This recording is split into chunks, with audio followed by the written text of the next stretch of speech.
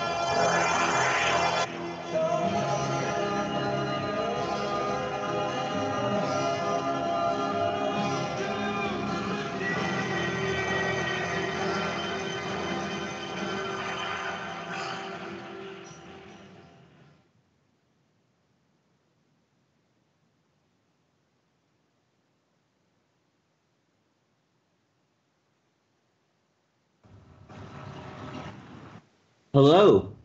Is there anybody else out there?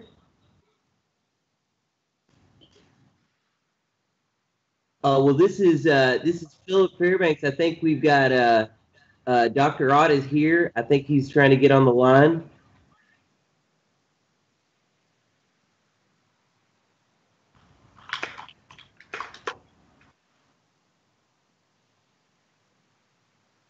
I'm not sure if you guys can hear me right now.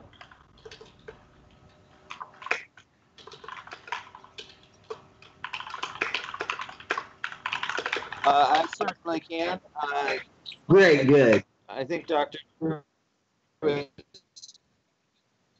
True is probably fumbling with buttons. This is the story behind the story. We'll just see if we can get people joined in. I know that Mr. Rowe wasn't able to. He had something come up and wasn't able to make it today, but we'll do the best we can. I see that, but I see. Let's see here. Well, we will just stand by. Mr. Rowe's instructions were to join this particular channel the minute that we get something up. We'll let you know. But I don't know. I guess we'll just have to take it from here, Phil. Right. Yeah. The moment, yeah. I'm not sure that. What we were talking about. I just hopped on. So I'm not sure what the topic was today, but I just hopped on myself. And I don't see Alex here. Let's see here. Oh, and I see that, True is still working on something. So we'll take it from here. But let's go ahead and give you guys a little news update or some comments that's going on in our neck of the woods. Well, this shutdown's getting ridiculous. You've got I don't know. I've seen it both ways. Did you see this? Trump decided to pull Pelosi's plane. Yes, that was hilarious. That's like the best. That's the best news I've seen all week. Honestly, that's great. On some sides of it, I actually can understand, because shouldn't everybody trying to work? Yeah, it's nuts. I mean, this thing is getting. Although you can kind of see this as like this kind of tit for tat. I say, yeah, we can hear. I can hear you, True. TSA home. We don't need them anyways. You know that TSA, according to LA Times, 91 to 95% of threats they don't detect. So why are we paying these guys to fuel us up at the airport if they don't even do anything? You know, they don't serve any essential purpose. They aren't doing anything for us. If you ask me, it's just training us to, you know, just like they do from the time you're a kid in elementary school, training you to stand in line, submit to authority, even if authority says, now I'm going to touch your, yeah, you know? Yeah, I hear you. I was actually just heard that last night. Someone was talking about it, saying that never in the history of airport security has anyone caught a terrorist. They haven't stopped anything. Now, things have gotten through, sure, but they haven't stopped anything. So why are we paying these guys to feel up men, women, children, elderly folks, etc.? You know, why? Well, I suppose if you had no security altogether, you might have a problem. But you know, I understand where you're coming from, though. I mean, no. Yeah, there's a. I think at least on my end, your connection's in and out, but a lot of times we get that on our end, and it's fine on the radio. So we'll just keep running. Yeah, I read a really interesting article. This was years ago by the guy who owns a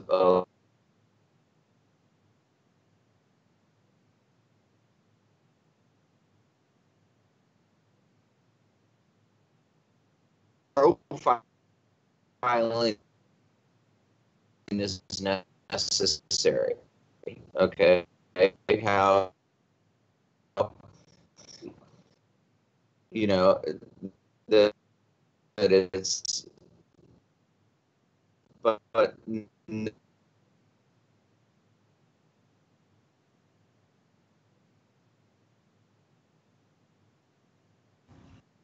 it sounds like it looks like, according to the studio, we're both kind of choppy here, Burdock.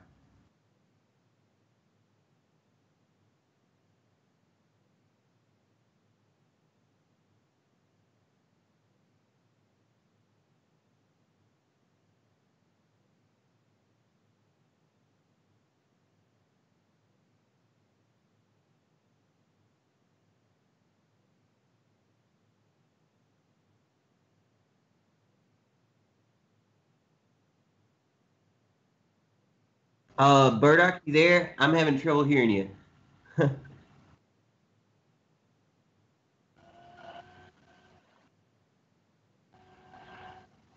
Okay, folks, if you can hear us, please do bear with us, having just a little bit of technical difficulties.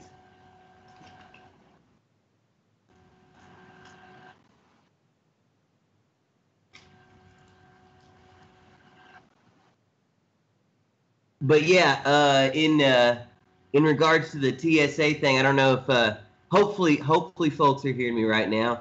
My thought was, you know, when you go through the body scanner and submit to possibly getting cancer through that way, and then they decide to do the feel up too, which for me, I think the worst part of it is.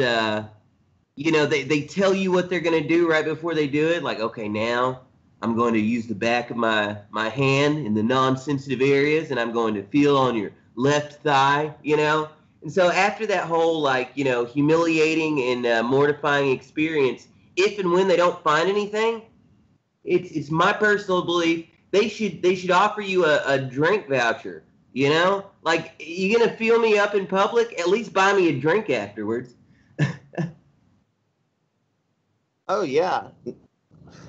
No, in fact, there should be a bar at any place that you are supposed to be waiting in line, and they should just hand you a little ticket. I can understand it might take them a little time to get around to you. And if you're in a hurry and you can't get But it if in you've got extra time anyway, you shouldn't have this whole. Well, no, I mean, it's one of those things where that's the whole thing about having to get to the airport early.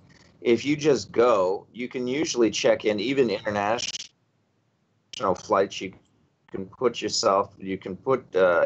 check in electronically, and then put your bag on a little conveyor where there's another screen. You're attesting that it's your bag, and they take a photo of you there, and then you security pull a ticket and sit down at the bar or the restaurant and just wait for one of these guys to come by, and waiter and everybody in that area can pick up on whether or not you're a security risk right there.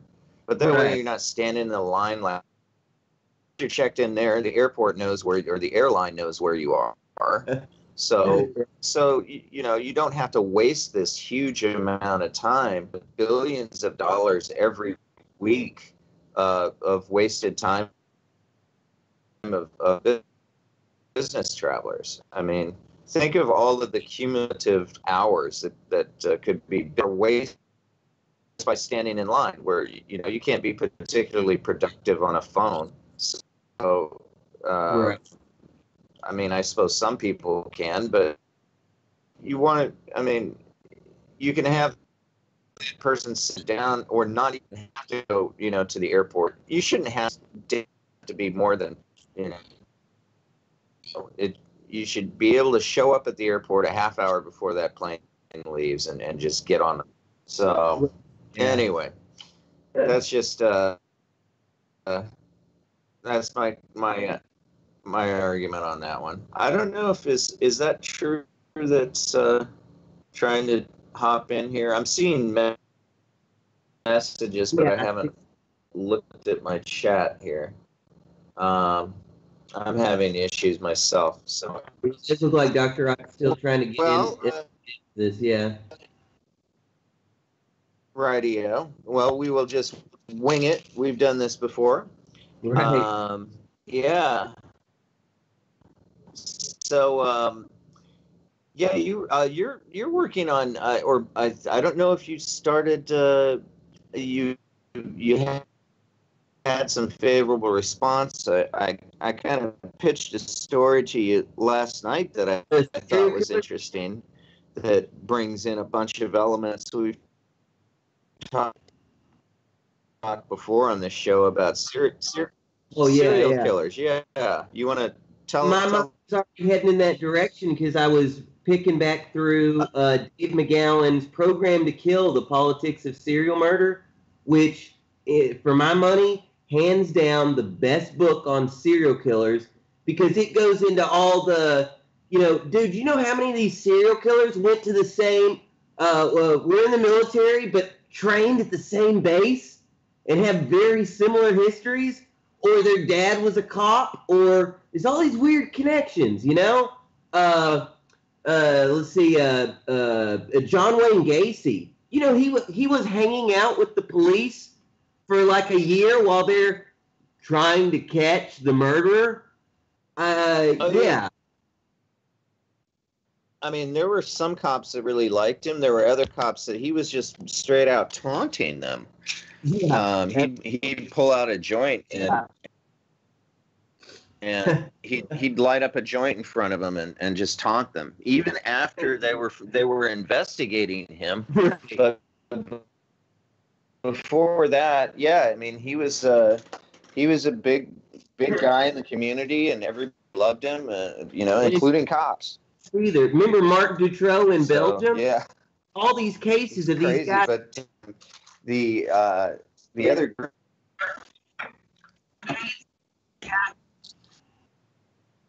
Oh, it looks like there's a delay.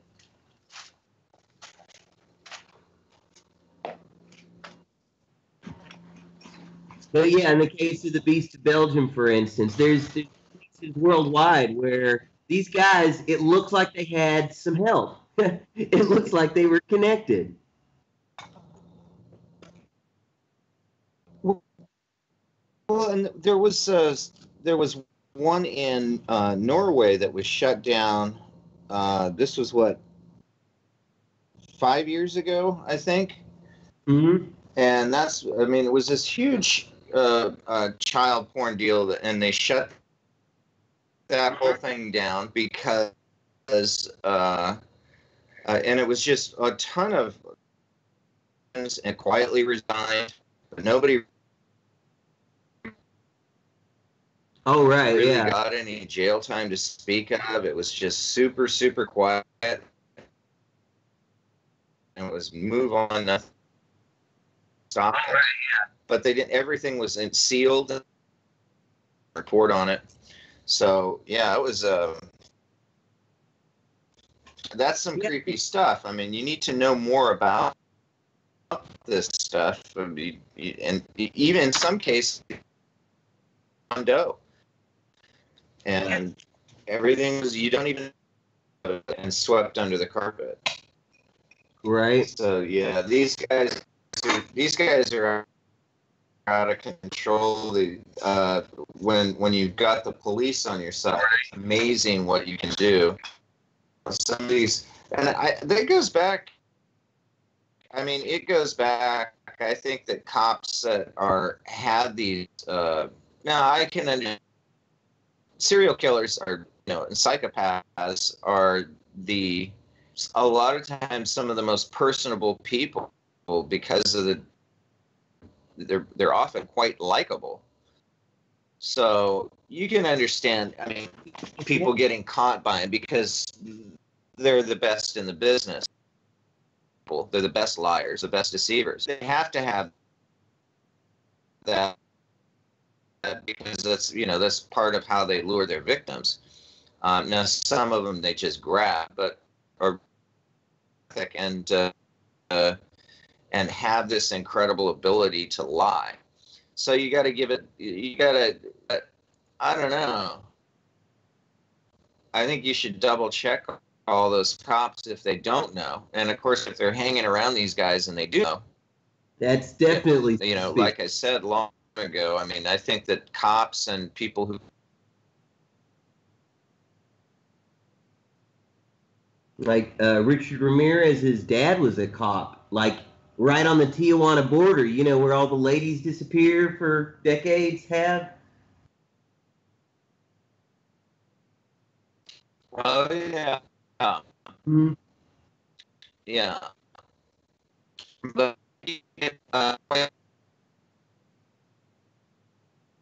think it have tax breaks. So and they're the it's expected to trust the police officers and peers. So if you're in the public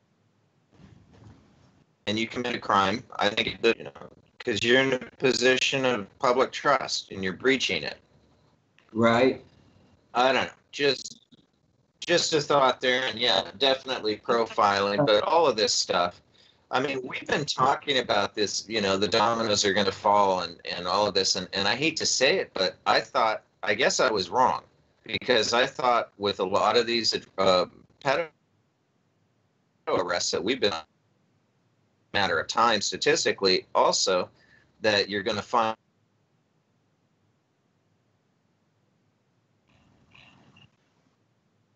Oh, can you repeat that? You said statistically, and kind of dropped out there.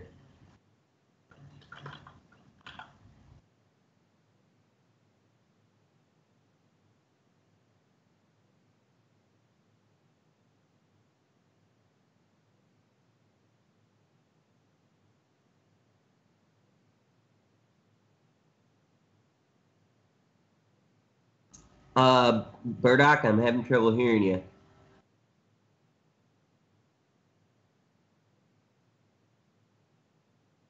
Oh dear. Oh, there you are. Okay. I think that's you. But yeah, speaking of the whole thing about folks in positions of power, policemen, preachers, politicians, lawyers, surgeons, salesmen, journalists. These are some of the top professions that attract sociopaths because it's position judges. It's positions where power can be exploited, where you can keep people under your thumb and do bad things to them. So sociopathic people who often are really really personable people. If they're successful sociopaths, they're personable people. Yeah.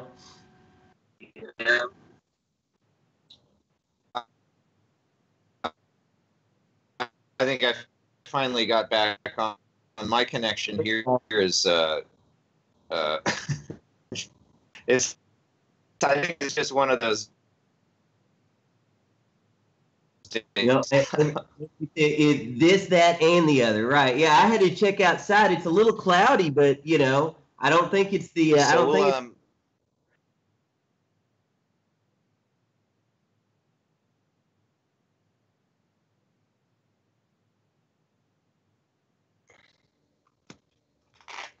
But yeah. Okay, I can hear you now. Okay, good. Yeah.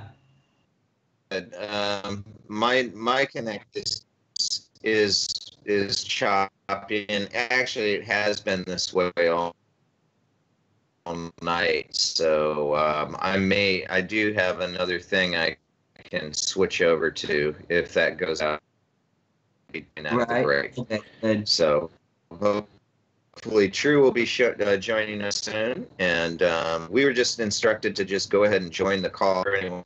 So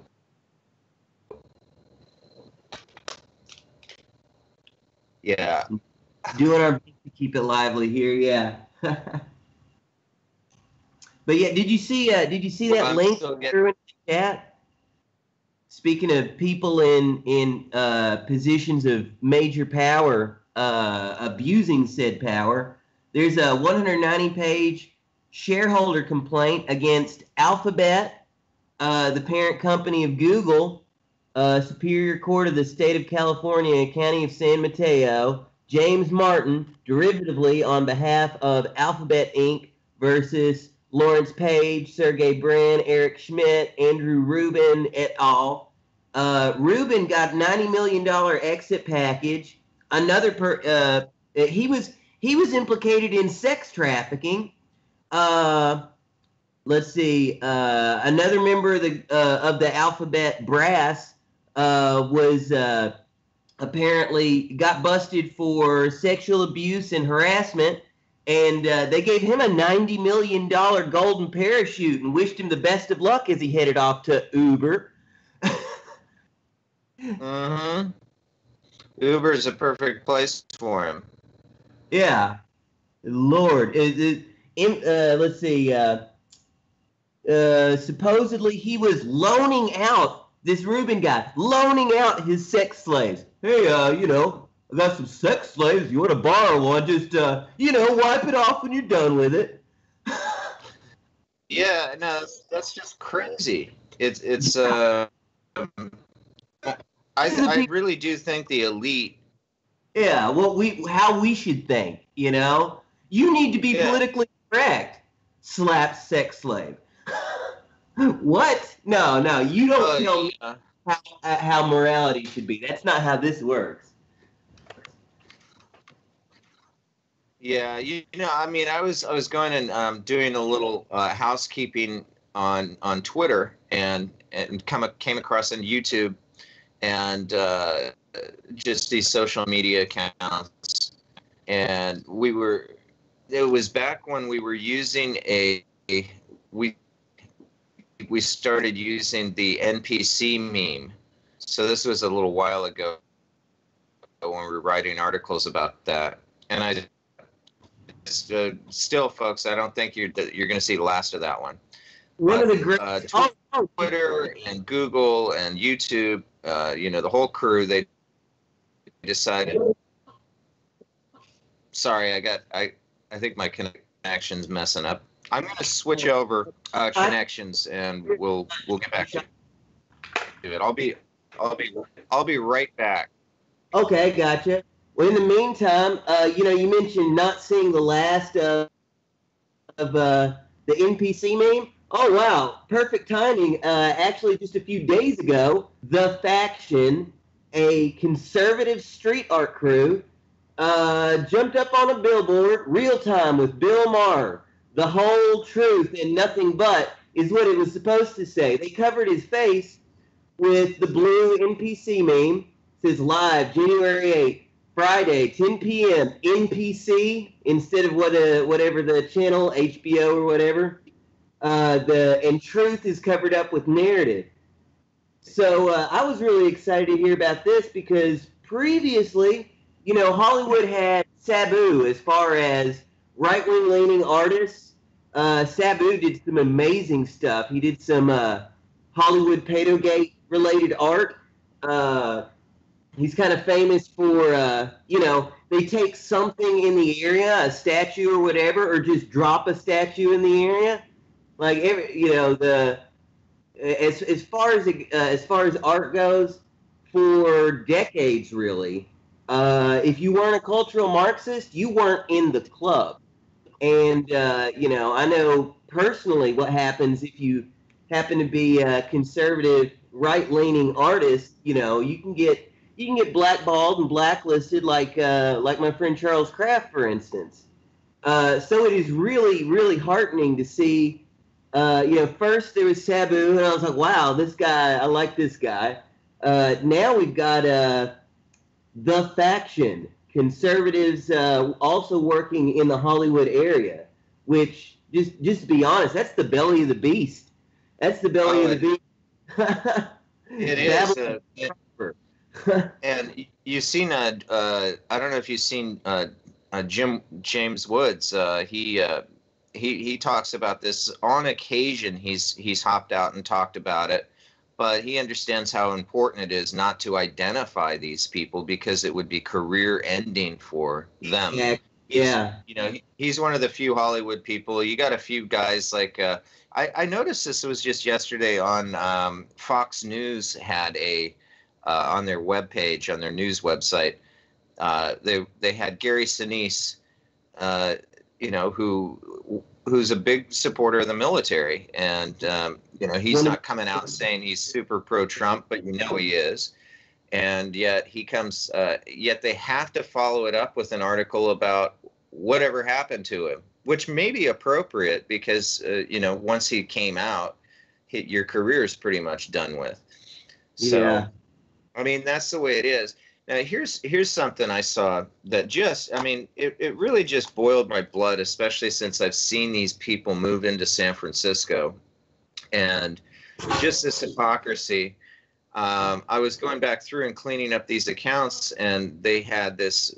I was just looking at their warnings, and some of the warnings not only that we've got, but other warnings that were sent along. I kind of stack them all into one place to keep up with the terms of service and the nonsense that they're trying. I mean, they're lying to you. They don't like what you're saying, so they're trying to they just shut you down and find an excuse later, or don't give you any excuse at all, and they'll demonetize you for no reason, and you're supposed to get used to it. So, but here's the thing. They banned this NPC thing, and we talked about this a couple months ago, which is and it's just this gray character. It's the most innocent looking thing. It is meant to be non-emotional. That's the whole thing. So, I mean, it shouldn't have any offending qualities to it whatsoever, aside from the fact that we were using this and the meme was created to make fun of the people who are just so far out there, just following one another throughout the most ridiculous exercises and stupidity. And I'm speaking about a lot of the nonsense on the left, which is hip and cool and part of what Twitter is all about. And yet, if you go to Twitter in their headquarters, their company headquarters in San Francisco, and just at the end of the day, 5, 6, 7 o'clock, walk by there and just follow some of the people that are spilling out. And of course, a lot of these guys are out drinking in the neighborhood where I'm at, but it's like 4 blocks away from Twitter. But right on the edge of the Tenderloin. And a lot of these people are brand new. They're making 300, 400, sometimes $500,000. Just, like normal level programmers, their guys get paid very, very well. And so you listen to them while you're at the crosswalk, while you're waiting for the light to change, and they will consistently refer to the Tenderloin, which is where most blacks live in that area. It's the Tenderloin connected with Soma, which is right in the middle on Market Street of where their company headquarters is. So these incredibly sensitive people, right? These people who are supposed to have some sort of company culture of understanding and embracement and diversity. They commonly refer to the Tenderloin in that area as zombie land. Now, that might seem kind of innocuous at first, but then when you hear how casually they're saying it, and they're in it, okay, they're right on the edge of it, in it, and they're saying it, and we got to walk through zombie land, or where is it? Oh, it's over in zombie land. These high class bars that are right on the edge, where you're going to pay $28 for a cocktail. That's where they go. They get their kicks walking through zombie land. Now, they're shutting down us and other people for using this NPC character because it's dehumanizing. That's their excuse. It's dehumanizing. Yet, their company culture, the common word that they use for that area of San Francisco is zombie land, which really kind of struck me when you hear somebody saying it in person right there, where you're in it, you're standing in it. And it's basically, and it's mostly blacks that are drugged up and walking around, and a lot of them do look like zombies. But for these caring Twitter people, right, it's no problem to refer to those guys as zombies, which I think is as dehumanizing as you can get, because here's a human being that you're stepping over who's going to probably die that night, and their body will get carted off in the morning. And you're ignoring this problem that obviously they're part of the problem, allowing all of this to happen. And yet referring to these people as zombies, which is just so callous. It just struck me as so callous, because you talk about not even giving somebody the credit of being a human being. It's their easy kind of video game way out of what they're living in. And but these are the guys that call anybody that disagrees with them a Russian bot. Like, you're not only not a human, but you're a programmed algorithm from a foreign country that wants to destroy us. That's a step beyond dehumanizing, in my opinion. So not only are you not a human, you're just a bot, but you're a bot that's programmed to destroy the world. Come on, man. How is that not against the rules? Oh, right, because they make the rules. Rules for me, but not for thee. Yeah. And then when they're done with that, they get off work and they go with their friends and are literally stepping over people who are dying and not even referring to them as human beings. They're zombies. They're already dead, so we shouldn't even care about them, is pretty much the attitude there. And it's almost not only that, but something to kind of laugh at. So, yeah, we don't want to arrest them. Let's just let them inject and defecate on the street, and because they're only going to see that for their own entertainment, to go to a bar. If any minorities happen to, get off the reservation, they call them Uncle Toms. I love how, like, men can mansplain as long as they're a male feminist talking to a conservative woman. You can talk down to a minority so long as they're a conservative. You have to explain. No, don't you understand? You're stupid. You're acting against your own better interest. I know what's good for you. Dude, how is that not the colonialist, imperialist mindset that's the bad thing? You know? I don't know how they wrap their head around this stuff. It's some major mental gymnastics is involved in that.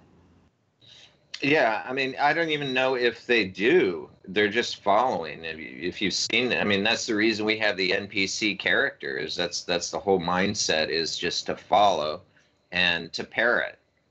It's a pretty scary thing when you see them lining up for their marches and they're repeating after things. I mean, there's some ridiculous stuff that goes on there. I believe that she will win. Yeah, it is. It's very culty. Yeah. And then let's put a piece of art. Let's slap a camera on a wall and say, "He will not divide us," and just have people chant, and that's art.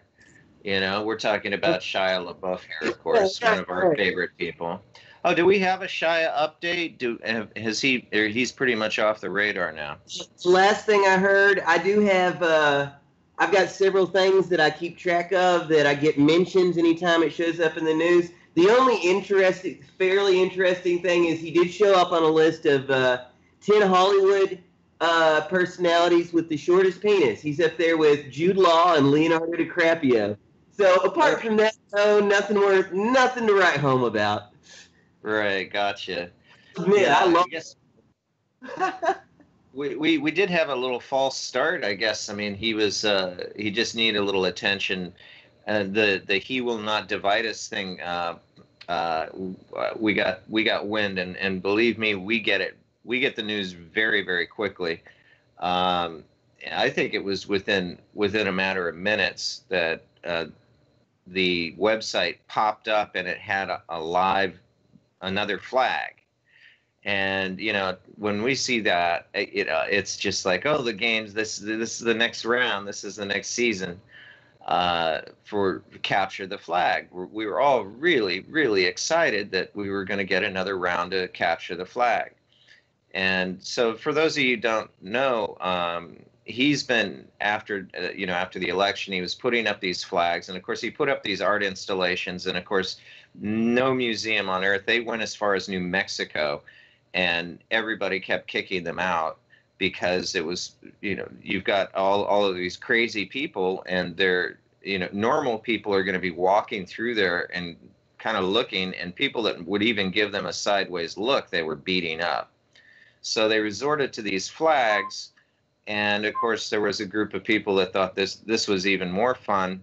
So the idea was to capture the flag, and then of course they put the flag up with video on it. And for their own safety and security, they didn't tell, it's from an anonymous location somewhere and it's live and we're still alive. Well, of course, we're still going to want to capture that flag. And we did. We got every single one. I think we were 5 for 5. You don't mess on, man. Like the way they, he thought he found a dozen different ways to try to hide.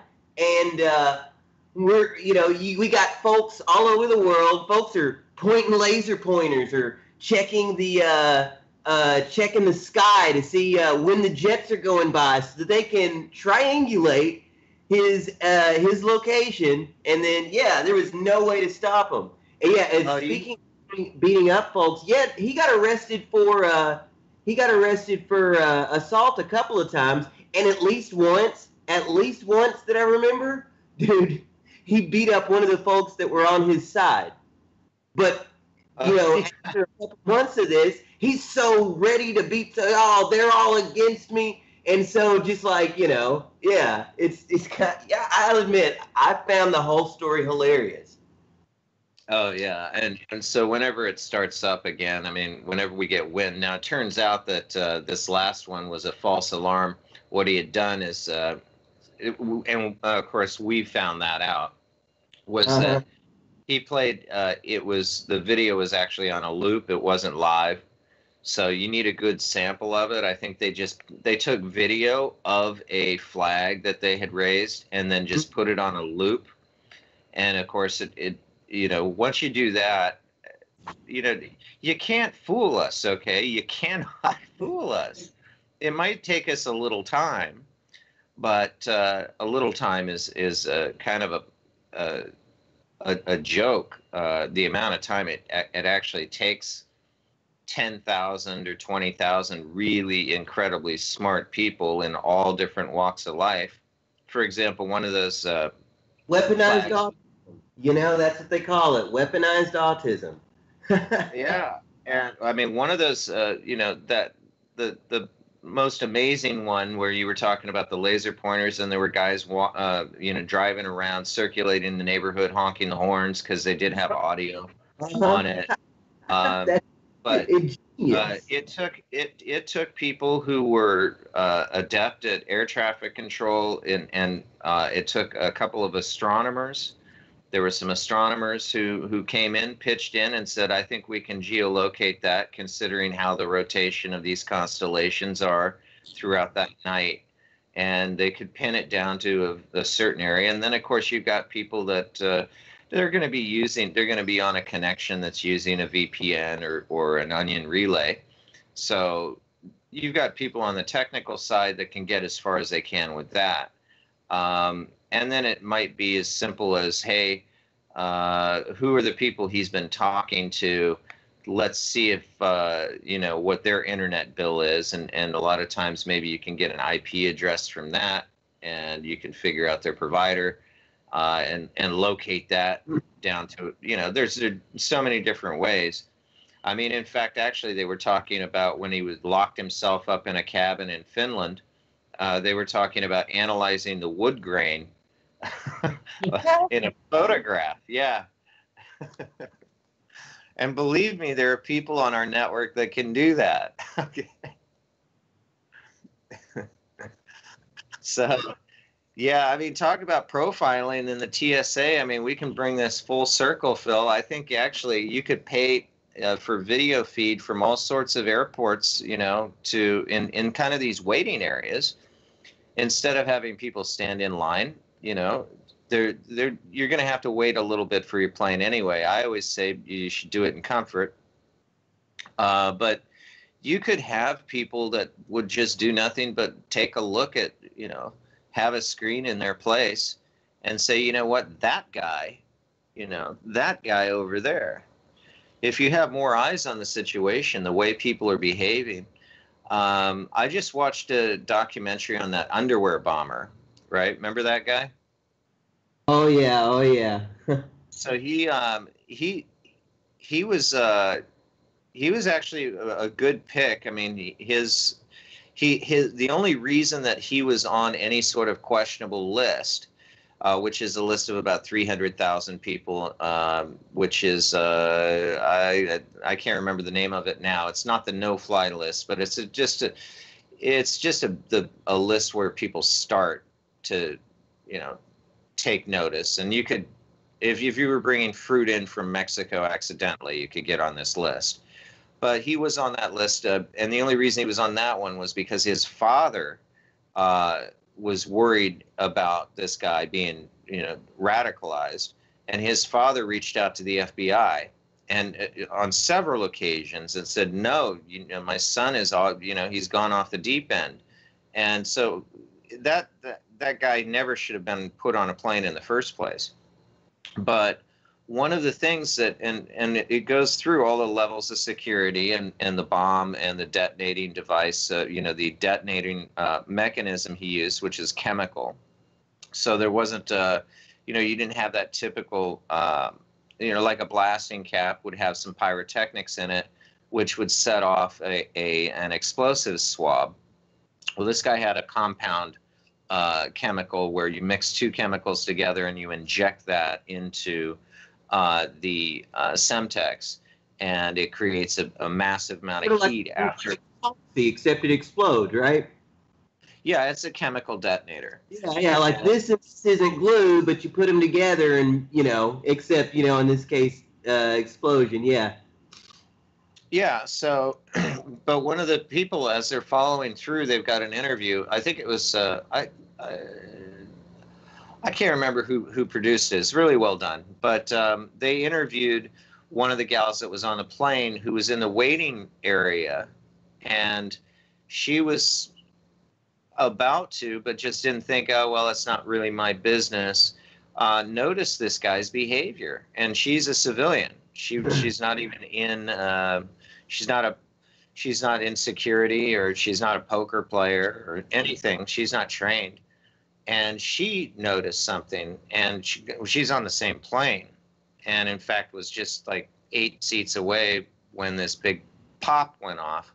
And thank God this thing didn't detonate all at, it didn't spontaneously explode, as it could have just been literally milliliters of liquid that could have dropped on the floor, just a couple milliliters more, and the whole plane would have gone down. But luckily, it just didn't meet that threshold. And so, because this guy over X amount of any kind of liquid now. Yeah, but I mean the amount of compound, it's 2 ounces, so you can't have more than 2 ounces. But you could, so the amount of compound that's needed for something like this, you could have in a deodorant bottle and one in contact lens salute or eyedroppers. Actually, yeah. One of the liquids you only need a very small amount to put into the other, and then you inject that into the Semtex. But so all of the levels of security that this guy went through, and they did give him an interview. They gave him, a quick questioning, and that guy missed it. But this lady picked it up, and those are the type of people that. Now, you don't want people with vindictive behavior. Just because like a guy hits on you at the bar, you're going to point him out to security, and I know that that's going to happen. And people should be punished for doing that, for making false vindictive reports. But this human behavior thing, I think, is the most effective way to, and straight up profiling. Okay, I mean, first of all, find the people that aren't that have been flying, business travelers, like any business traveler who's been flying that route every week for a year shouldn't have to even take off his shoes. He shouldn't have to even go through a metal detector. This guy should just be able to show up right at the gate, okay? And that's the level of security that he requires. And to make everybody else wait in line just because, we're not going to profile, we have to treat everybody the same. Well, I'm sorry, folks, not everybody is the same. I mean, we treat people differently with the with the type of passport that they've got. Okay, everybody goes through different immigration lines. If you're from the U.S., you go into one. If you're not, you go into another. So there's already separation at airports. There's already profiling. So all I'm saying is that, hey, there's some people that, and you could get randomly picked it's just your bad luck day to go in. You might be tired, or you might be anxious about something else. But yeah, I think that I agree with this shutdown and having TSA, all of these guys. I think it's a good opportunity to evaluate, well, hey, do you need to come back to work? What do you think, Phil? Right. Yeah, absolutely. That is a great point. I mean, I remember when I first started getting into, talk radio in like mid-90s. Started with Art Bell and things, and my dad got me on the Super Talk 99.7 WTN was the Nashville station. And I'll never forget, I can't remember which shutdown it was. It was mid-90s or late 90s. And somebody, I don't know if it was like G. Gordon Liddy or whoever, was talking about how great the shutdown is. No, this is great. Like, take this opportunity to, go see some national parks. Go ahead and check out the areas you're not supposed to. Like it as a sort of I lean libertarian. So the idea of cutting off non-essential government, and hey, for the most part, things are still working fine, aren't they? I hate the fact that the Secret Service isn't getting paid right now. I hate the fact that there are people doing really, there are some important government jobs. It's not all bureaucracy, just 75% of it. But as for those who are doing important jobs like the Secret Service, I really do hate that they're not getting paid right now. But apart from that, yeah, shut down everything non-essential. And while we're at it, since we saw that we can survive for a few months without it, maybe don't start it up again when the government starts again. I agree. I totally agree. And I also think that this people really need to understand. You see the guys that are out on the street that are, I want to get back to work and all of that. Most of these people have, there's a mechanism in place to give them a guaranteed, super quick, zero interest loan up to whatever they would expect for. It's a guaranteed loan at zero interest. It's free money, and by the time they get back to work, they're going to get back pay. So they haven't been working, and then they're getting back pay. It's not all a terrible thing for a lot of these people. A lot of them are sitting at home or on vacation, and they're just checking in to say, hey, well, how's this shutdown going? All right, let's keep it locked up because they've got a 0% loan, and they're going to be getting this back pay. So it's not all as bad as everybody's saying, and I agree with you. Everything's still running. You're not seeing, I'm not seeing tons of stuff going on with the TSA right now. We're not in some sort of crisis. And if we take a look, take the opportunity, when it's shut down, to restructure or to figure out if that structure is even needed. The Secret Service guys, if they need money, they've got access to it. Nobody's starving. See that story where an anonymous Secret Service, a member of the Secret Service is talking about, these guys, their head's not in the game right now, and it's dangerous because they're worried about making their payments. And dude, I love reading the comments on that. All these people pointing out how, no, in fact, you can't be in the Secret Service if you have a lot of debt, because no, you can't. That reason. If you go through top level and above, they go through all your finances. You can't have debt. In fact, I've known several people who have needed to ask friends or banks, not banks, but friends, for money, and they don't. You can't do it right before. So if you know that you're going to be going for top secret or higher, and in most cases it's even higher, you have to have, you can't just 2 days before they're going to do your clearance have everything paid off, because that's going to be a red flag. Exactly, so right. You have to ask a year before. You have to know that you're going to be getting it. And if you have if say you got $20,000 in credit card debt, you need to have that getting paid off slowly. And most of the time, friends and family are asked for loans, but they have to be documented. And by the time it gets there, it shows that you don't have that debt. And if they ask, you've got receipts for it. And you tell them that you have to tell them the truth from the start, from the very start, because the same questions that they asked you 10 years ago, they're going to repeat when you get flagged for a random polygraph, Right. especially if you're going into a new project. So you have to get cleared every time, and then they'll randomly, and tell me they're not profiling. Okay, they should be. Exactly. You know what I miss? The old days when, how like every other story for the past 2.5 years from Washington Post, New York Times, and the big outlets, whenever they're talking about this stuff, it's always an anonymous source close to the situation. I miss when it was the Inquirer and other gossip rags who were the only ones that did that in every story. Now, I can't tell you who said it, but I swear they said it. Come on, man. Yeah, absolutely. It's just man.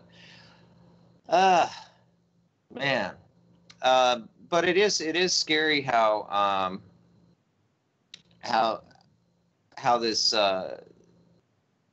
this just the word profiling is such a bad thing, and we can't do it. That to me makes no sense, and to have that seep into the police force. Folks, this is the first hour ending of the story behind the story. You're with Phil and Major Burdock here in the Philippines. We're awaiting We will be back after a break.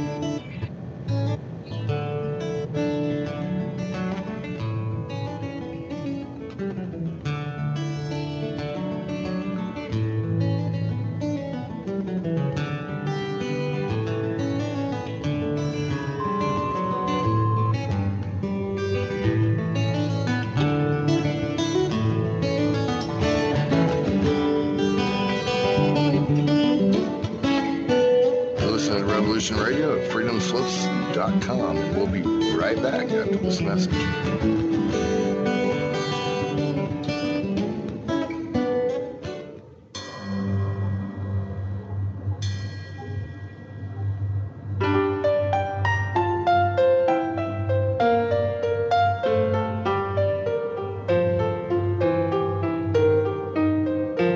Did you ever feel that things were not quite right? That everything was just ever so slightly askew?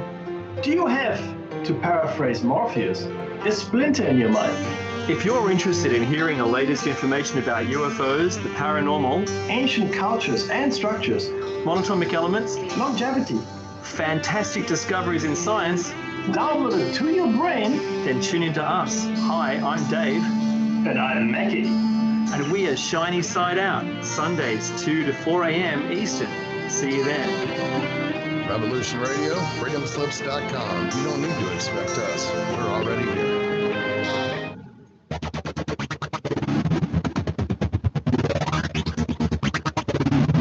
From the astral realms to the physical plane, the halls of power to the walls of home, the multiverse to the innerverse.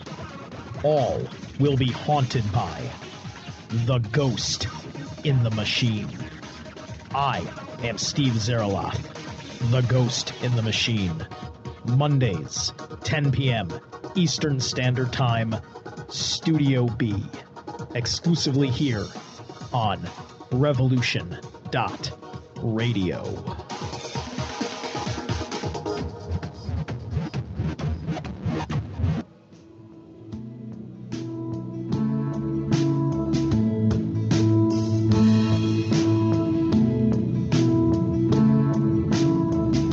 Is your data safe? Do you have the necessary information to assist you in confidently living through just about any survival situation? Is survival and gardening, off-grid living, medical knowledge, or even natural or man-made EMPs on your list of personal concerns? Do you have your documents and your personal information in a safe place in your hands where you know where it is? Well, check out our preloaded EMP-proof thumb drive. Over 3 gigs of survival documents and how-tos, plus the USDA offline food preservation website, and much, much more, including a surprise bonus we just can't tell you about here. With plenty of room left over to store your most important documents. Imagine if a megavirus or a computer failure took out your bank, or all the banks for that matter. Are your banking records safe in your hands? So when they get things fixed and repaired, you can say, hey, look, this is what I had. You have it. I want it back. Is your personal data safe? Family records, addresses, phone numbers? Well, squeeze on over to freedomslips.com. Yes, that's www.freedomslips.com. Click the banner on the homepage for the EMP-proof bullet drive to get the full scoop of everything that we offer. So, folks, keep your data safe for your peace of mind. Revolution Radio, freedomslips.com. You don't need to expect us. We're already here.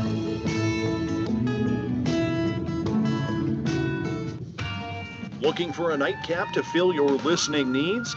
Come join us on Spaced Out Radio with me, Dave Scott, right here on Revolution Radio. Monday through Friday for 3 hours a night, starting at 9 p.m. Pacific, midnight Eastern, we will take you down the supernatural path. From ET contact to the paranormal and all of the spiritual, cryptid, and conspiracy stories in between. You can find us right here on Revolution Radio, at spacedoutradio.com, on Twitter at spacedoutradio, and on Facebook at Spaced Out Radio Show. Spaced Out Radio. It's a night of talk and interaction. Are you experienced?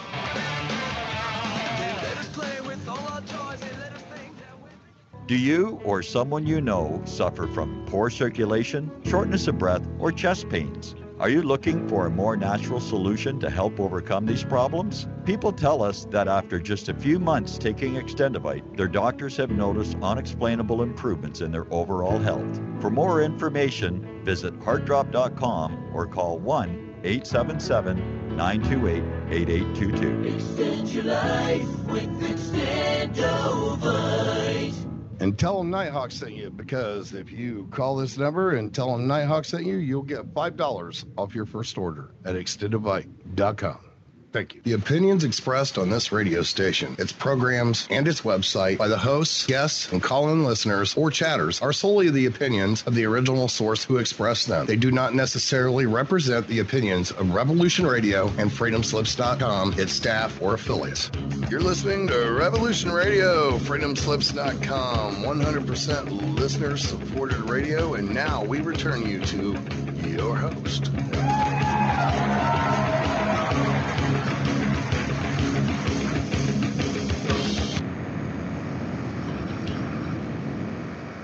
Back, I guess. Are you there, Burdock?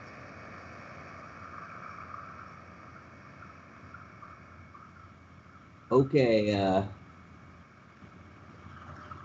I don't know, I can't hear you, Burdock. So as to prevent dead air, I guess, heck, what were we talking about? TSA and the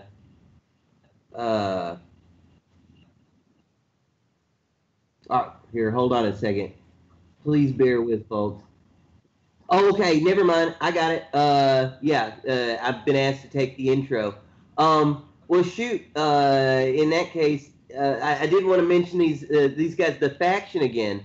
You know, apparently, here's another nifty little thing they did. Of course, you heard the Donald Trump's Hollywood star was taken down and defaced, and et cetera, et cetera. One of the things that these guys, one of their bits of street art, hoax, prank kind of thing, is they installed a series of stars for Donald Trump. So there's like a whole row of Donald Trump stars in Hollywood at the moment. I'm checking out their Twitter page right now, which is at the faction 1776. They've got of course, they're dealing with the Gillette thing, the Gillette woke series, the best a cup can get.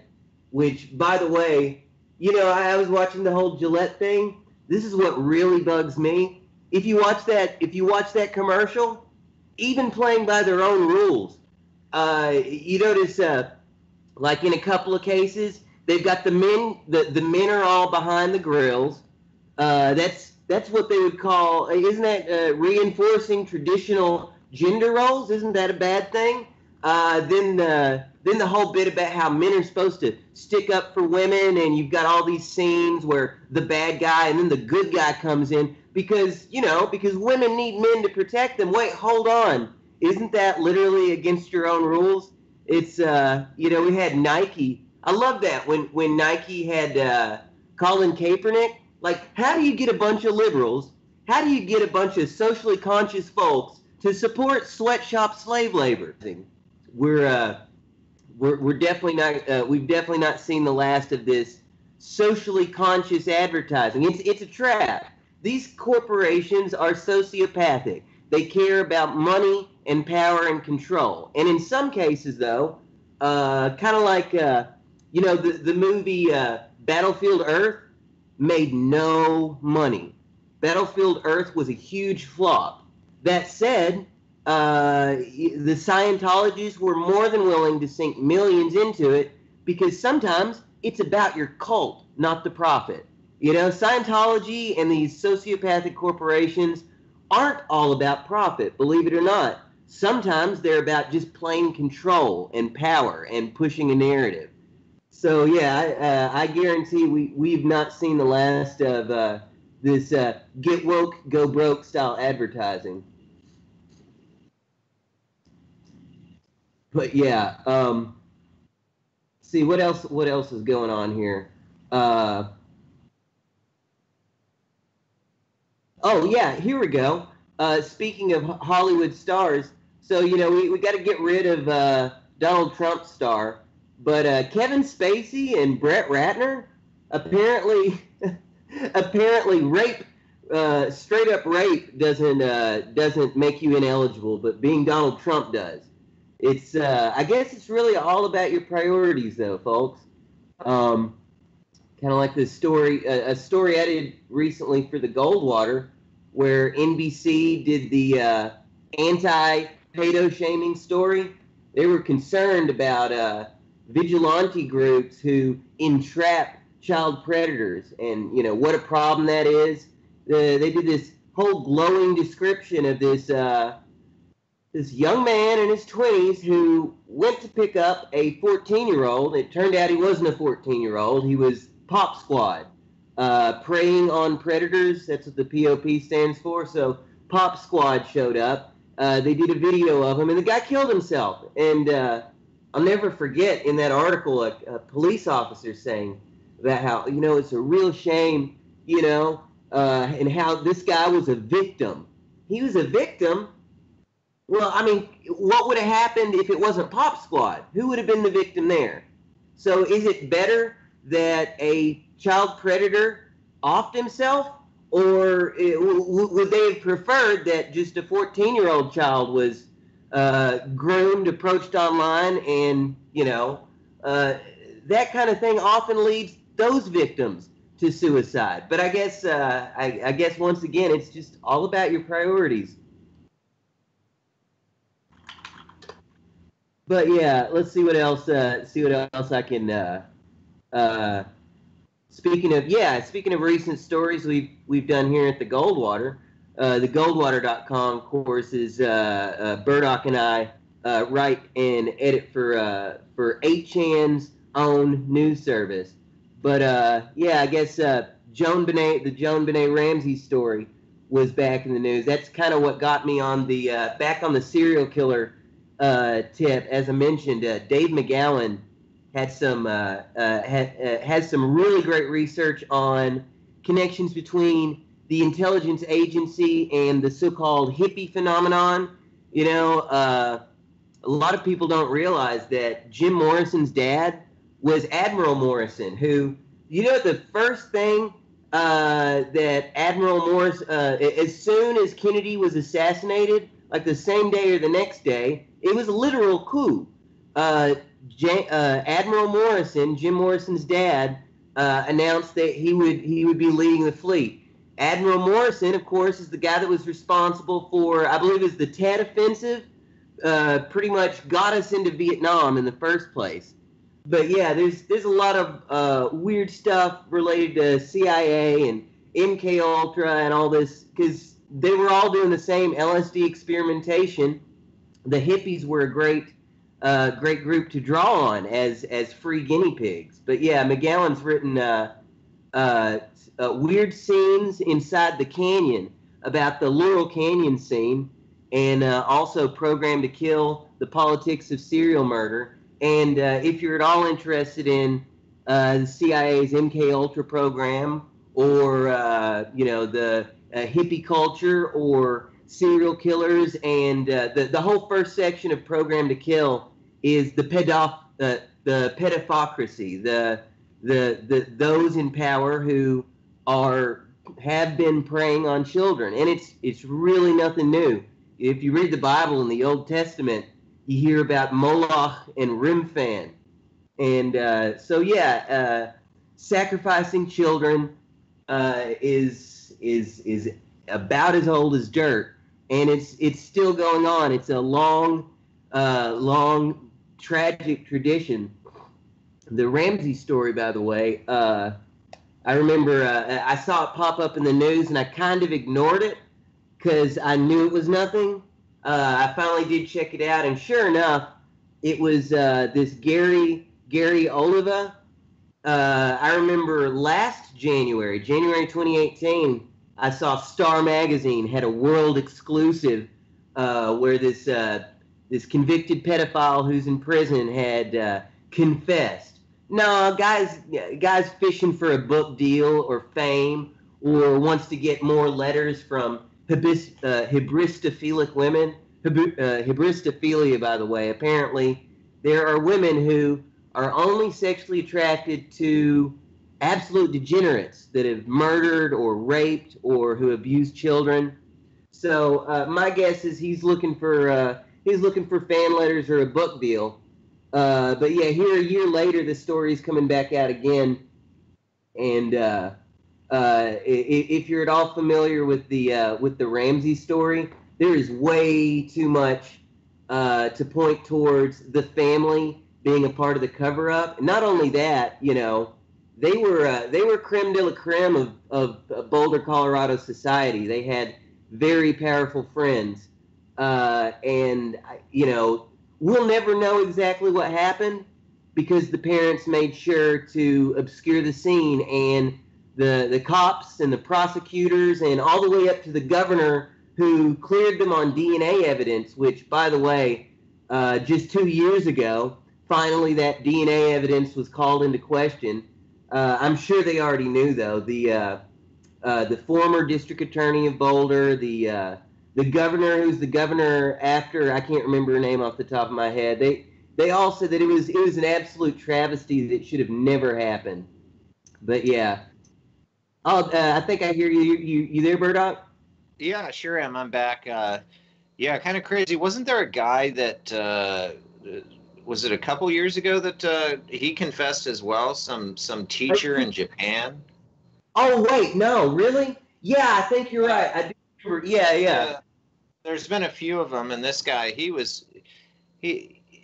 know, you got to understand. I mean, obviously he was such a, well, he was after Jean Benet. I mean, he was a potential pedophile who had targeted her, and that's why when he confessed, he could kind of corroborate that he was in certain areas at certain times and had connections with certain people, had talked to people about her, and had been writing about her, and had his own little pervert scrapbook.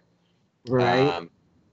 But this guy was desperate to go to prison for the rest of his life in order to get that fame. I mean, I guess. We all got dreams. Yeah. You know I mean, can you imagine? I mean, some of these guys probably haven't been in hardcore prison. And can you imagine when they finally get there and they realize, oh, wow, I wanted to do this. Prison, but I'm at the bottom of the totem pole. Yeah. I mean, he's not only that, he's a pedophile, a killer. You're exactly. And I can't imagine you get much respect when the news reports come out that your confession is totally debunked. I mean, that's got to be a trifecta. I don't think other prisoners kind of respect anyone that lies to be there.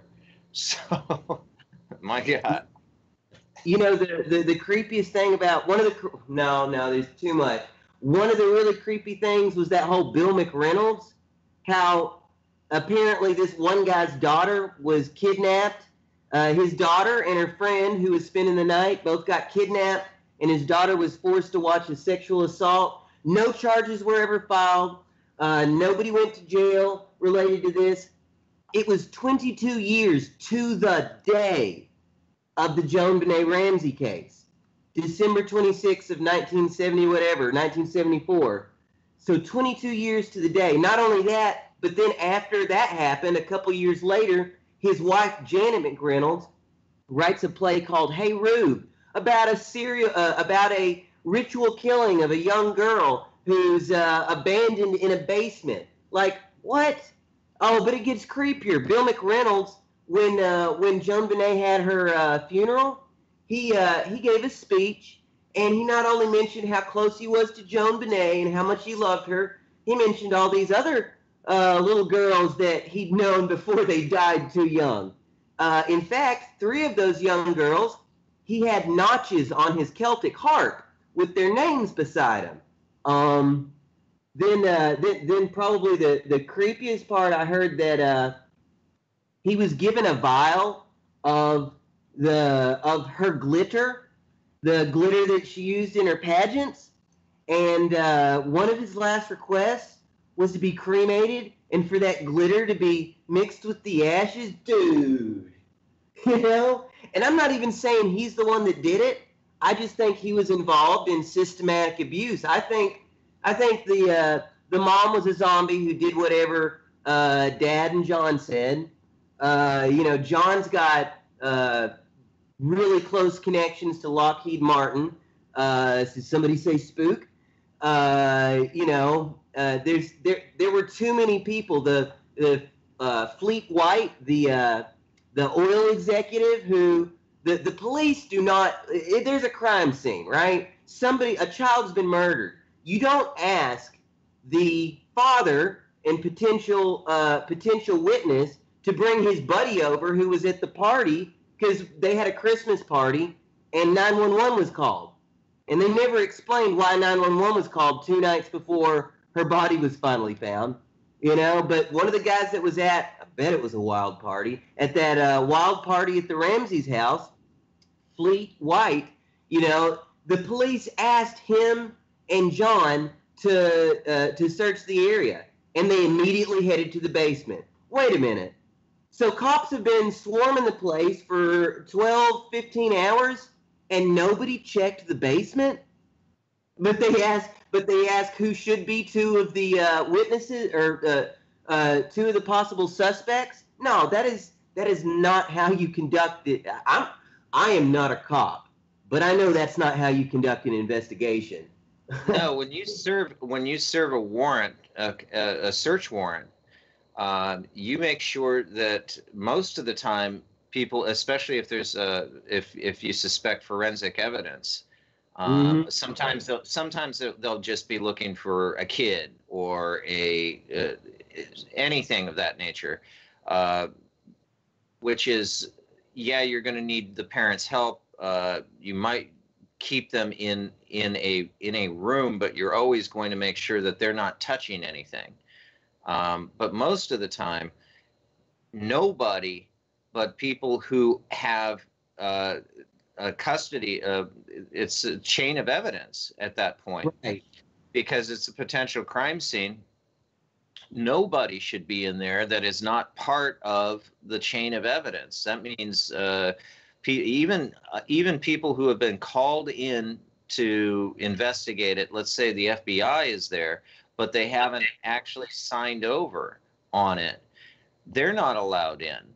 And what you do in that type of search is you're going to be going each room by room, and I mean room by room, closet by closet, pocket by pocket. You're searching everything. You're not just looking for a child. You're looking for slips of paper. You're looking for anything irregular, footprints, blood stains. You're looking for fibers. I mean, anything irregular. Is what you're looking. You're looking for the smell of cleaning products, and you can't have a bunch of people walking around when you're doing that. And you're doing it. Each person is assigned certain areas of whatever you're searching, and they start inside and then go all the way on the outside. They go up the roof. They look in the chimney. They look at the surrounding area. They look in the doghouse. They look underneath the doghouse. They look in the shed. And it's just a completely methodical search that is done by people who can be signed off as having responsibility for chain of custody of evidence. So for a police department to have somebody who's the main suspect, anytime somebody goes missing, whether it's a wife or a child, the first suspects are the parents. Because it's usually close, yeah. When somebody's people, usually not a stranger who did it. Yeah, I mean, and you don't want. I mean, the first reaction of a father finding his daughter or discovering his daughter dead on a basement floor is going to be to disturb evidence of a murder scene. And I mean, tape off her mouth, but there was no tape residue found in her mouth in the autopsy. Let's just ignore that. Any normal father is going to grab that girl and disrupt all of the evidence. He's going to transfer fibers and DNA. He's going to be, evidently spoil. What they did is I mean, a rookie cop wouldn't make that mistake. Right, exactly. Even the police officers should have been charged with spoliation of evidence leading to obstruction of justice. They all should have gone to jail. Absolutely every one of them. Right down to the last, I take that back. There were evidently a couple of cops at the scene who sounded like they were decent guys. There was one who, when interviewed, was talking about, he knew that John and Patsy had something to do with it, whether they did it or not, talking about how odd it was. Like, he brought her up, and he's completely emotionless. Then he lays her down, looks around, and starts, like, mimicking crying. And also noted how John and Patsy just kind of stood there. Okay, in a situation like that, what is the mom and dad going to do when they just see that they're going to be hugging each other, crying, No, they just kind of, they were standoffish from each other, didn't even look each other in the eye. Also, the 911 call, oh my God, listen to that 911 call. The hysterical Patsy Ramsey, oh, please help us. We need the police. An ambulance because you see your daughter lying there bloody on the floor. It's too late for an ambulance, Patsy. Yeah, crazy. Oh. Yeah, I don't know what to make of that. Hopefully that thing, there are cases where things do get solved after a while. And maybe, I don't know if this will be one.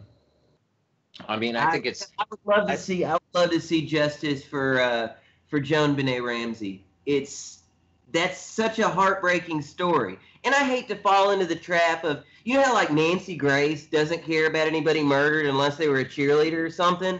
I'm not like that. It has nothing to do with the fact that she was a beauty queen. In fact, that's what makes the story more tragic, dude. The beauty pageant industry. Who's sitting in those stands? Who follows around these shows? And who would put their children in the vicinity of all these likely pedophiles and child predators? Yeah, I mean, it's nuts. I never understood that. I think that's a pretty sick thing. And Watch Toddlers and Tiaras should be on a watch list. There, I said it. Yeah, you know what? I mean, why not? Is that show? Well, there's for that, and you have that going on, and it's a weird thing because it's kind of celebrated, but it's and for that still to kind of survive the Me Too movement shows that they don't care about children. Yeah, they don't care about kids. We only care about rich adults that got groped. Yeah. I mean, they really don't. And it's however, and certainly the Me Too, and nobody can argue against this. A lot of the Me Too movement was about payback. It had nothing to do about sexual assault. It was about payback. And people that weren't, you could hit them as hard as somebody, if you had a contract or something like that, and then the person happened to have some bad behavior and you still had a grudge, a lot of the Me Too movement was about grudges and payback. I don't know what some of these guys even did. I mean, because, certainly a lot of the targets that were Hollywood. And Weinstein obviously is a rapist, okay? Right, I don't know. He's still out. I mean, he's still out on bail with an ankle bracelet. What do you make of this? What do you think? What's your prediction? You think this guy's going to go to jail? No, he's going to walk. So will Kevin Spacey. Louis C.K.'s out making comedy again, and everyone's saying it's okay. You know what blows my mind? Okay, we had folks like Ashley Judd. We had Emma Watson. All these feminists who were pro Hillary Clinton, and Hillary Clinton, of course, was good friends with Harvey Weinstein. You know all the stuff that they were so pissed off in 2015 and 2016, saying all this stuff about how horrible Donald Trump was. Do you think some of those women, they were channeling their anger at Harvey? Knew they couldn't say anything? It's a good argument. It is. But Like, I also think that Donald Trump, opportunity to, the feminist who's a Hillary Clinton supporter, raped you. Yeah. I mean, that's why. I mean, I think that, and it's certainly in a lot of cases, you can question, because there's hundreds of them. There's some that you have to know that there's payback. Like they went after Al Franken, of all people, and Al Franken was just, and they've got a picture of him making a joke when he's going on a trip overseas to entertain the troops. Don't get me wrong. I'm totally against Kevin Spacey, Ratner, but let's leave Ben Affleck and Al Franken alone. Okay? No, don't leave them alone. Which one? But the point is, it does a disservice to victims of real sexual assault when he looked at my butt. That's not rape. That's not rape. It's wrong. You shouldn't make someone feel uncomfortable. You should treat men with respect. But I'm hearing our good friend Alex Studer is on the line. Welcome, Alex. Redfoot, I missed you, man. Back at you, Phil. Good to see you. Wow, great to hear from you, man. So what's on your mind, Alex? Well, I think we need to devote a show to clinical depression. Yeah. I don't know if today's, we're winding down. We're down to the last half hour, but I am, I'm in the throes of some very, very serious emotional turmoil as a result of my situation and all the upheaval. And by God's grace, I'm still here talking to you today. It was not looking like it was going to end up that way when I got up this morning. It's been a really rough day. It's a rough couple months, weeks. And, I'm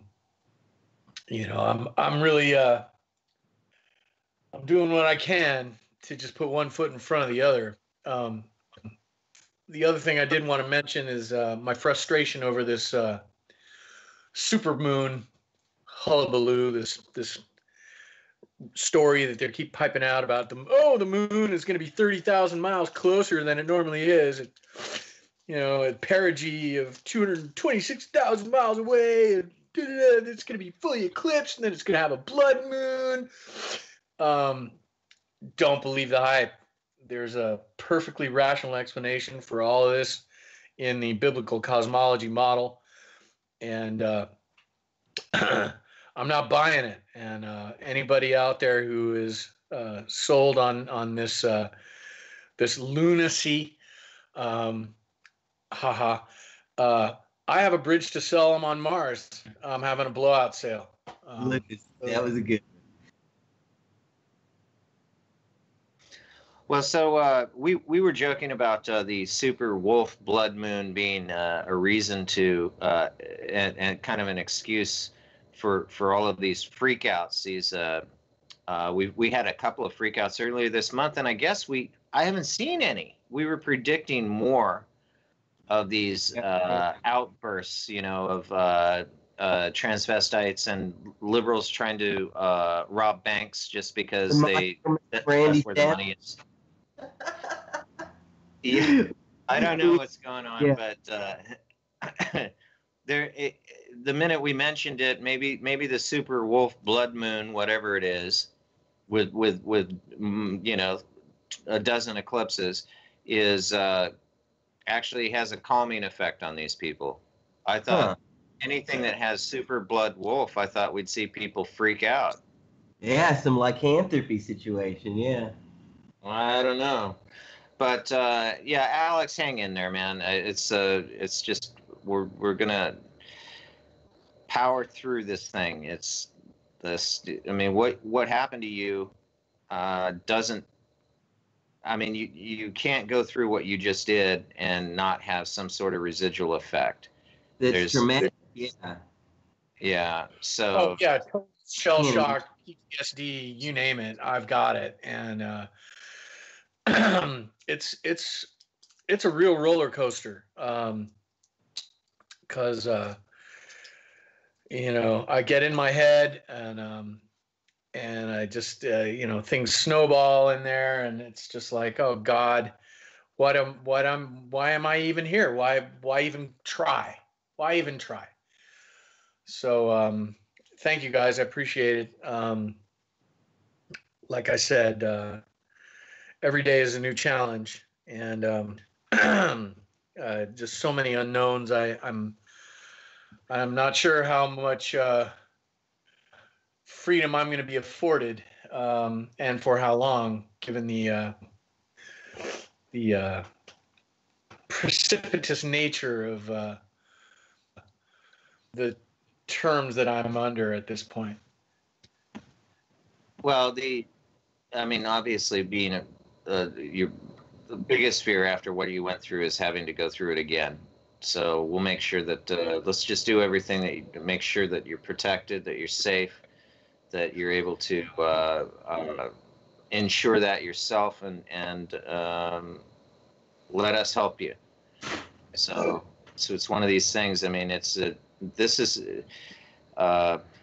hopefully one day we can write about it, what's happened to you. And I know we don't want to go into detail now, but it's my hope that we'll be able to, because this is something that is going on. Other people are being victimized the way that you were.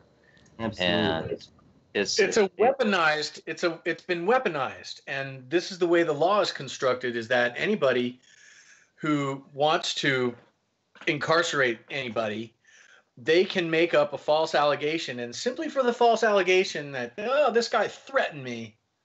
And now the laws have changed, so they can do it with no bail. They can just lock you up with no bail.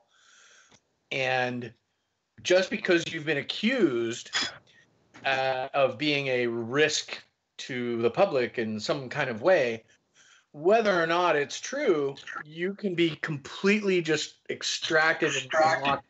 Yeah. So this draconian the law, it's apparently something stemming from the O.J. Simpson days. It's a nasty law. If you're upset with somebody, you're much more just beating the crap out of them, and saying anything, because that's only a misdemeanor. But if you threaten to get that turns into a felony with a bunch of years tagged onto it if you're found guilty. But it doesn't matter. All they have to do is accuse you. And if anybody is aware of this law, they can really mess your life up with a simple false accusation, such as I've been going through. Well, and you were exonerated, you were acquitted in a court of law. Everybody, the whole jury understood, and from what I understand, they didn't have to deliberate that long to say that, to see through all of the lies and the motives of the people that were accusing you of these things, and you were acquitted. And so, but you're not. You're still being punished, because I guarantee you there's going to be some residual effects when you get on a plane. I mean, have you flown since then? Have you even checked to see if you're probably on a list, because they held you on charges ridiculous. Oh, hell yeah. Well, I know there's, I was acquitted of one thing, but then, as part of sort of a plea deal kind of thing, I took a guilty on a much lesser charge.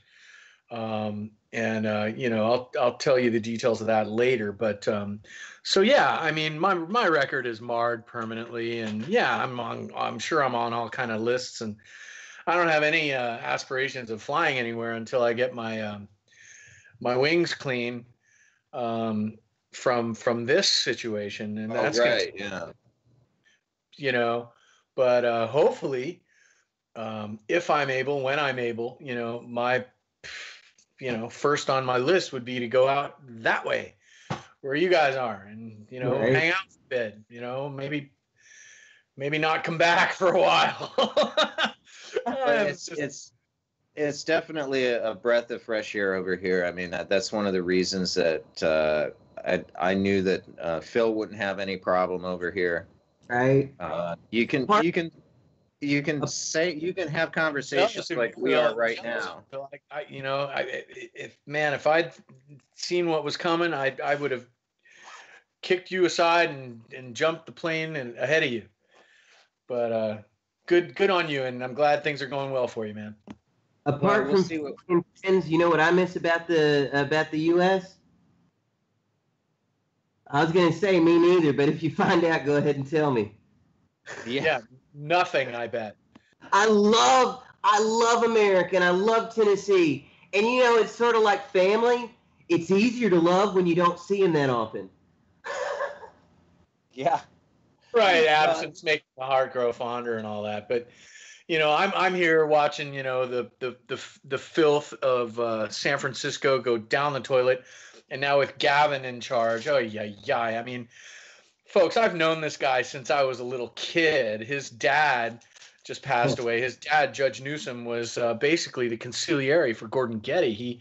He was general counsel for the Getty Trust, and so that's how Gavin rose to power, is through Getty money. And he's been cherry picked for the next Kennedy, since way back when. So, you know, he's definitely not stopping at the governor's mansion. He's going to make a run as soon as he's able. Yeah, he's getting a little bit older, though. I mean, he's it seems like my age. No kidding.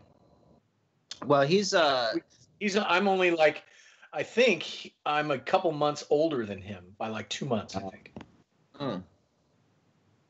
But I think this guy is, for his rhetoric and for his thinking, there's going to be another Ocasio-Cortez who's going to be a tranny coming out of San Francisco that's going to, pop up and have even like the more extreme ideas.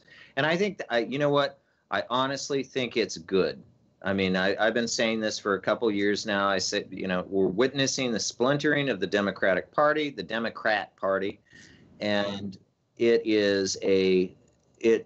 it's happening right before us, right in front of us. Okay, I don't know if you guys noticed the women's march. This Ocasio-Cortez chick is just like so bonkers. It's just fun to watch. It really is. So they've got the women's march is happening tomorrow on DC. So they're remember the one with the pussy hats and all of that. This big march. Hats anymore? That's racist. Did you hear about that? I'll tell you what. No, I'll tell you what. These guys don't even have vaginas. You know that. I'll tell you what. These guys are really tonight. They're all at the Elton John concert. Elton John's playing right now, and all those people, Phil, you just mentioned, are all there. Oh boy. Well, there are a lot of people that are pulling out of that right now, and it's not. And they're saying, oh, well, it's simply because of anti-Semitic comments. No, that's an excuse for them to pull out because they're realizing it's again a misnomer, because these Jews who call themselves Jews but are not, they are not Semites. So it's all a play on words, but.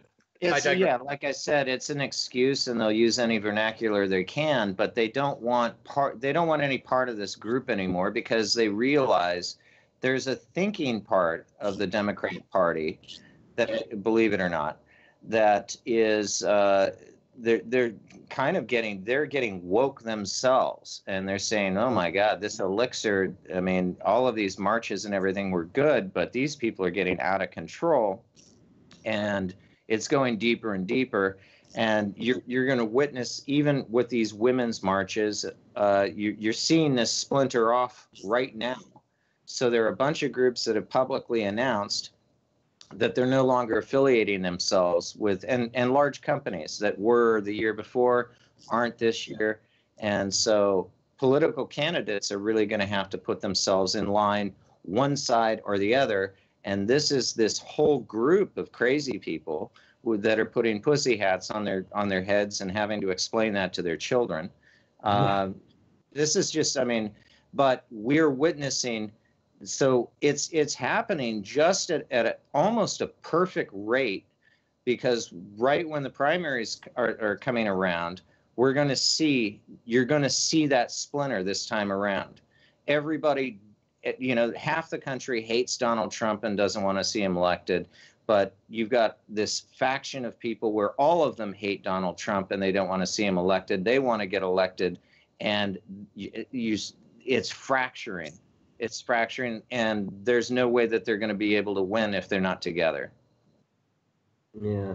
I like there was an SNL bit a couple years back that was really actually kind of funny. They're not very funny. Haven't been really since the 90s for the most part, but on the Weekend Update, they were talking, well, Tinder has released a new functionality that now allows you to choose between 36 genders. They're calling it the reason why the Democrats lost the election. It's a petri spiral, Like, there are some folks that, and honestly, Hillary Clinton's a Republican. She's a moderate Republican. Like, when it comes right down to it, she's in bed with law, et cetera. Yeah, no, she's, first of all, that's assuming she's human, but yeah. Boy, no, actually, Alex is pretty serious about this. I mean, Hillary is a critter. Right? I'm not kidding at all. Refresh on the Brandon Corey story, and she's, you bet. Wow. Well, that Burdock mentioned the chime malfunction. How it seemed possible that maybe was that a glitch in whatever programming of whatever it was? Yeah. Well, it's certainly not human. I mean, not sure I know what you're referring to. Where she had a seizure while she was drinking this chai. She was on the campaign trail, and she kind of did this reboot. Oh, and she's got the good. She's got the blisters on her tongue and the telltale signs of Kuru, and that comes from sorry folks, cannibalizing human flesh. Yeah. The like certain African. It's basically this. It's similar to mad cow disease, right? Mad cow disease started from cannibalism. Yeah, and so she and Bill have it bad. They have to put on heavy makeup if they're going to come out in public because they're not looking good at all. Looks like late stage AIDS.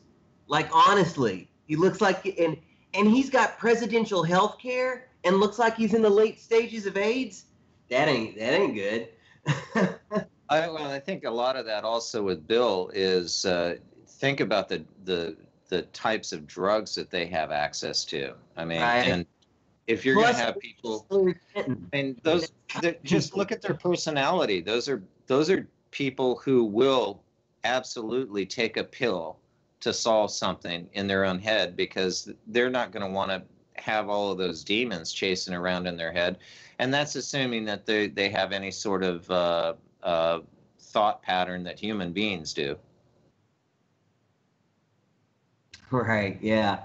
But no, seriously, in between all that, we know from WikiLeaks that modafinil and other things, like you said, all kinds of drugs and things. But no, just having to live with Hillary Clinton has got to, age you immensely.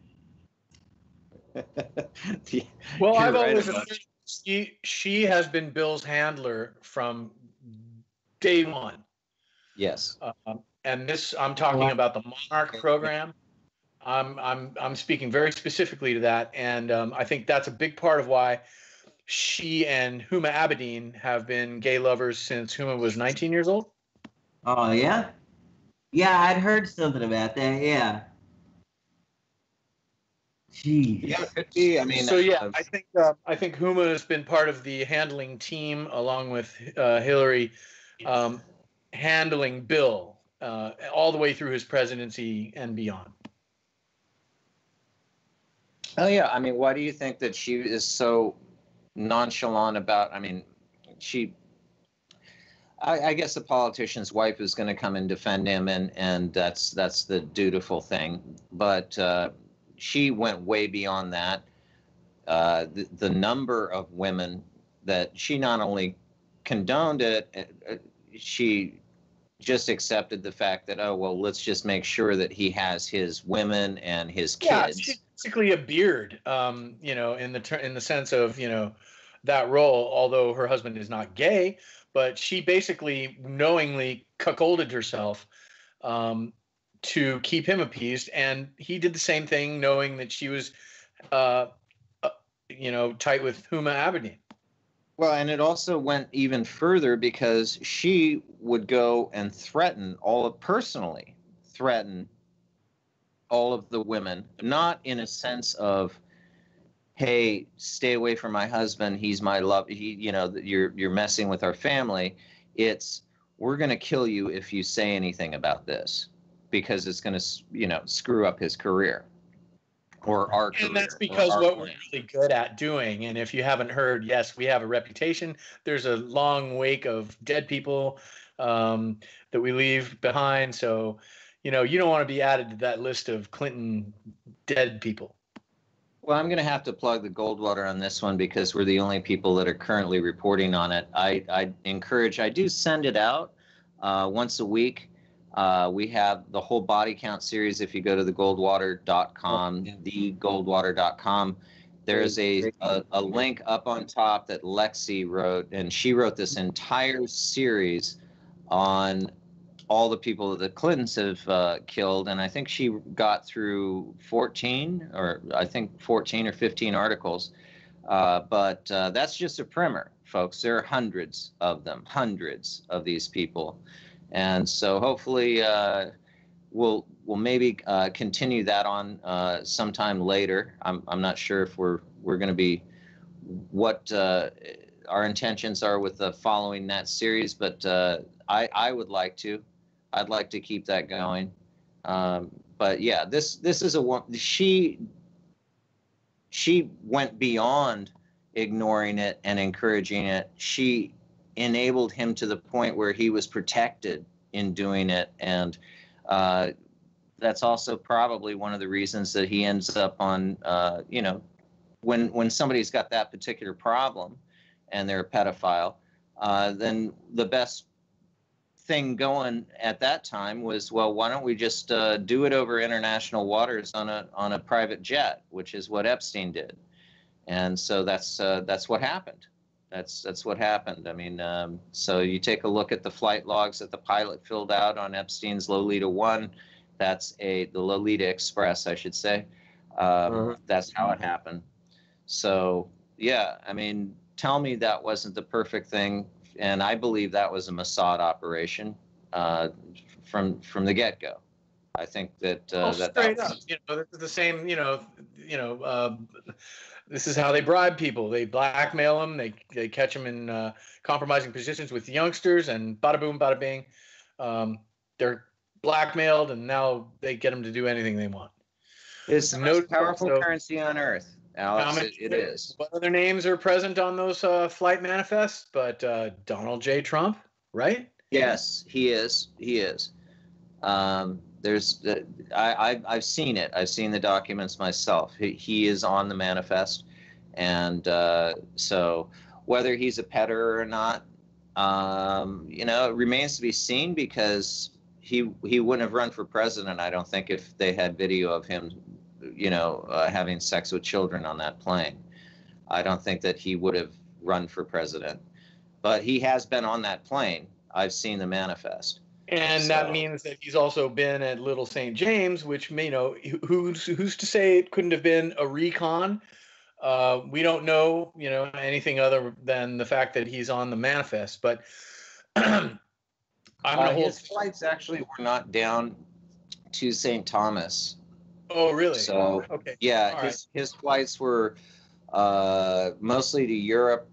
I think that he was on one plane to Morocco.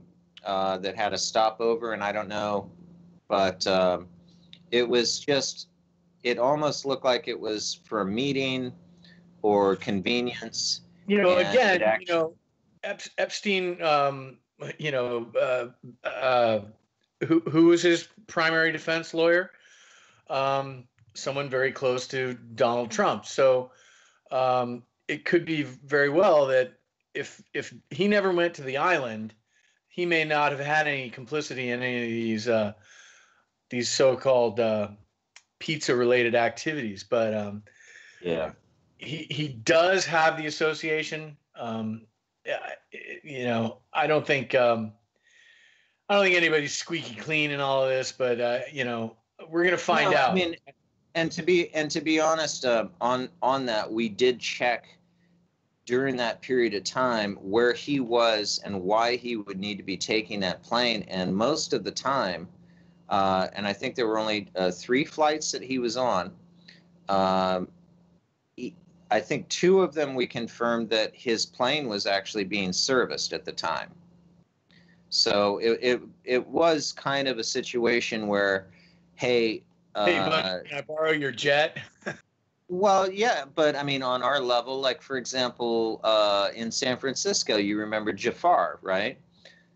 He had a nice car, and he would drive clients of mine around. And so if I ever ran into somebody that needed a ride, you know, I would just say, give them Jafar's number, and they wouldn't pay for it.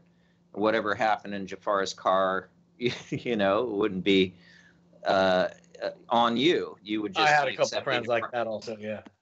Yeah, you know, you're just accepting a ride from a friend, except it happens to be on a private jet. So, I mean, what you saw in San Francisco is a very low, you know, it's kind of happens with people that want to entertain business clients.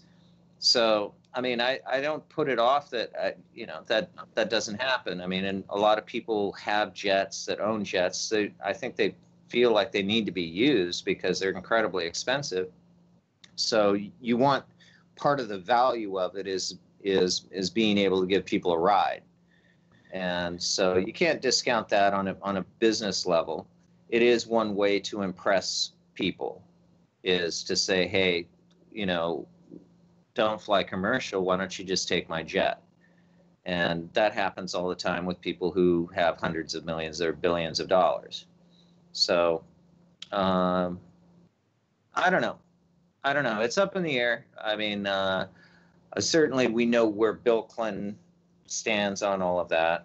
And I don't know. Here's one, Alex. Do you think Hillary's going to run again?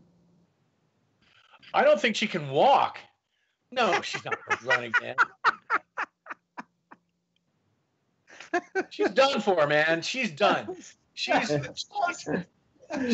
one step away from the grave, literally. Oh man, that was a nice one. Nice. Now I'm seeing all these images in my head, where the one where she's tripping down the stairs, the one where she's got like 8 guys helping her get into the medical van.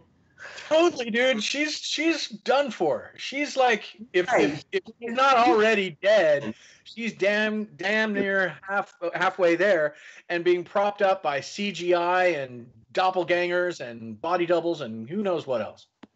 Oh, yeah, wow. you probably wouldn't be electing Hillary. You'd be electing some sort of morphed bio / AI / I don't know what. Max Headroom. Yeah, some critterish bio thing that is eventually going to break down. Oh, man. Craziness, folks. God, that was funny. I don't think she can walk. that was good. That was good. So you got Ocasio-Cortez and you got Joe Biden, who are already taking snaps at each other, you know, just like, wow. And of course, this millennial or the Gen Z. Both of them are full-on critters, straight up. Biden, he practically has horns coming out of the front of his temples when he gets up irate. You can start seeing him bulge.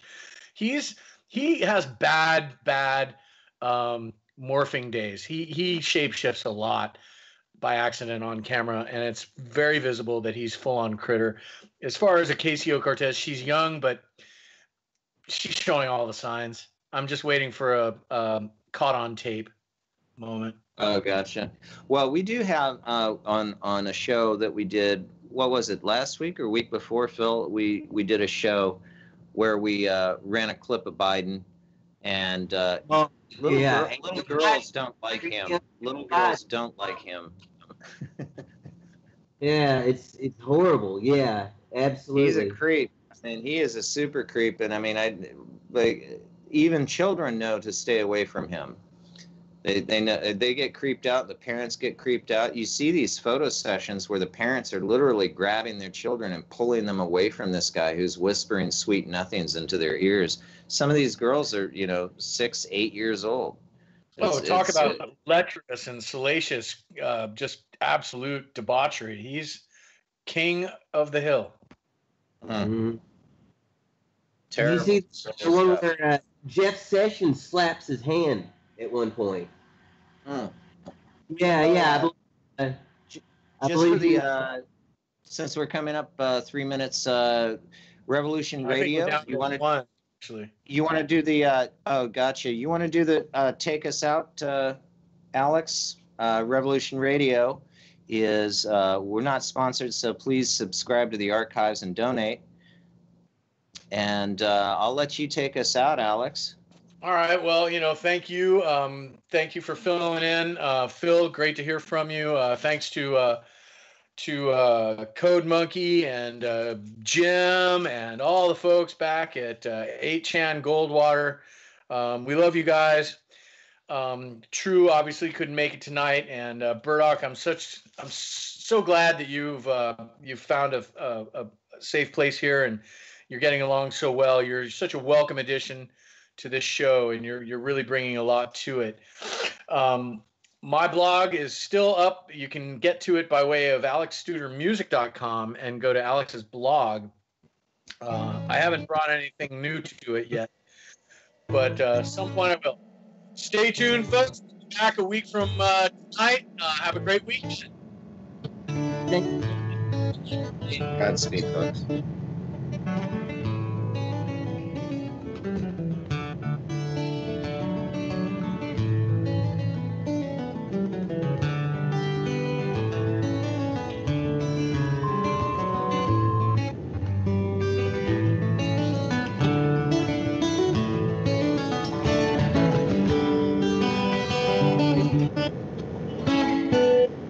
Revolution Radio at freedomslips.com. And we'll be right back after this message.